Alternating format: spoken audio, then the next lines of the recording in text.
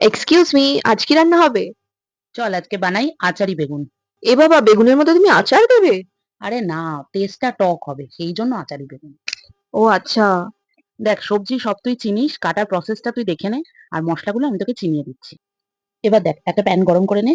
এর মধ্যে দুটো এলাচ, দুটো ছোট দারচিনি, 1 চামচ জিরে, লবঙ্গ 3টে, একটা তেজপাতা, 3টে শুকনো লঙ্কা, 1 চামচ গোটা ধনে, একটু জায়ফল আর একটু জয়িত্রী দিয়ে পুরো ভালো করে রোস্ট করে নে। রোস্ট করার পর ওটা একটা মিক্সির জারে ঢেলে নে। ঢেলে নিয়ে ওটাকে পাউডার বানাতে হবে, তারপর রেখে দে। বাকি এবার প্রসেসটা দেখে নে। দিদি ভাই, যার নেই কোনো গুণ সে কিন্তু বেগুন। সে তো বেগুনের গুণ থাকেই না জানি, গুণ তো হয় মশলার আর রাঁধুনির হাতের।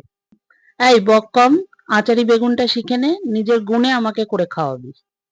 দেখ, তেল গরম করে বেগুন ভেজে নিবি। ওই বেগুন ভাজা হয়ে গেলে বেগুন ভাজার তেলেই সর্ষে ফোড়ন দিয়ে টমেটো আর লঙ্কার পেস্ট দিবি। তার মধ্যে স্বাদ মতো নুন আর লঙ্কার গুঁড়ো দে, আর ভেজে রাখা ওই মশলাটা দিয়ে দে। এরপর ফ্যাটানো টক দই দিয়ে একটু নাড়িয়ে, যেহেতু টক দই দিলে একটু চিনি দিতে হবে, দেওয়ার পর একটু নাড়িয়ে নিয়ে বেগুনগুলো দিয়ে দে। দেওয়ার পর একটু জল দে। তারপর ওটাকে ঢাকা দিয়ে দে, একটু মশলার সাথে বেগুনটার মাখামাখিটা হোক। তারপর একটু ধনেপাতা ছড়িয়ে নামিয়ে নে। আজকে রান্নার ঘরের গল্পটা কেমন লাগলো জানাবেন।